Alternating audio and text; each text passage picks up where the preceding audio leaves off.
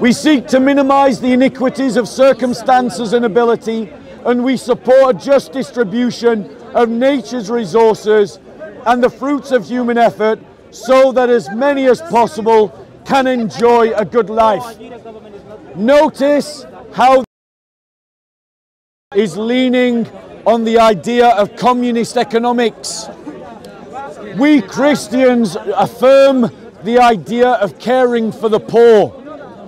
However, we also affirm the idea of private ownership, and we believe that these resources should only be redistributed where it is the agreement of society to do so. It cannot be imposed as a principle. And where a society does not make that choice, the church should step up to care for those that the state is not looking after. Ladies and gentlemen, you argue for a belief, an ideal that you assert, but tell me why, without an appeal to a teleological sense of justice, that you can argue for redistribution of resources. Nature does not redistribute resources. Nature argues for survival of the fittest, argues that the strong dominates the weak, argues that the strong takes from the weak what it needs. So you're basing your values not on an observation of nature, you're basing your values on Christian teaching that you have inherited and are now claiming for your own. Ladies and gentlemen, the points of the criticism of the manifesto are as follows. It is epistemologically flawed. Human beings understand the world through the narrative, not through empirical science. It describes human society and targets as its loci of focus the wrong thing. It focuses on the individual. We say you should focus on the family.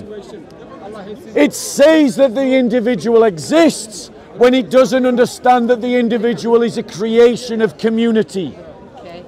It argues for metaphysics that it can't maintain, and it borrows those metaphysical claims from Christianity while trying to undermine Christianity. This entire argument could be summed up with a single phrase: cogito versus credo. The idea that I think, therefore I am, versus the idea that I believe. We Christians believe that the story you believe in is what forms you and what forms your society, and that is true of the idea of the credo of the Enlightenment. But the Enlightenment argues that through the credo we invent some kind of neutral position by which we can subject the world to a rational discourse about what is true, and that is not a valid argument, because it is not true in itself. Any questions on the topic? Any questions? Go on. Do you believe that, so you're talking about secular humanism, yeah. do you believe that's a natural consequence of like the times, or do you believe there's like a satanic agenda pushing to destroy Christianity? Right, so you're right on both ways. So secular humanism emerged out of a trauma of a Christian civil war. Christians fought one another in the Reformation, one another by their millions, and looked for a way to make that war stop. And is born precisely is born out of the desire to make the Reformation war stop. Humanism, however, predates the Reformation. It emerged out of the Renaissance. Christians are the one that gave the world the study of the humanities. Christians gave the world the idea of the human subject, and the humanists have borrowed that idea and ran with it and politicized it in liberalism. And that is what the devil is using, the lie of to wage war against God and his holy church. Any other questions? Okay. So let me address your question, yeah, because that's a question that you've waited to ask. So how do we prove that? It's called the study of history.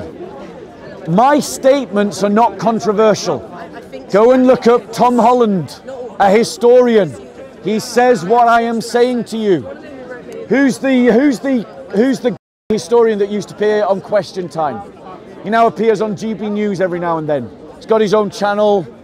It's David Starkey. David Starkey is another historian. He says the same thing. It is a settled opinion amongst historians that humanism emerged out of the Christian world in the Renaissance. But it was different at that time to what it is from today. And they do that by looking at historical documents that talk about it. The word humanism, humanities, was first written down by Christians in the Renaissance. When the Renaissance was born, the idea was that Christians wanted us to study other topics other than just theology and philosophy. And so we started studying human behavior. And out of that you emerge the human sciences that many of you now study, like economics, sociology, psychology, and so on. Any other questions, ladies and gentlemen? Questions or comments? Yep, go on, a question. I'm not having a debate, I'm taking a question. What's your question? No, what's your question? No, wait. What's your question?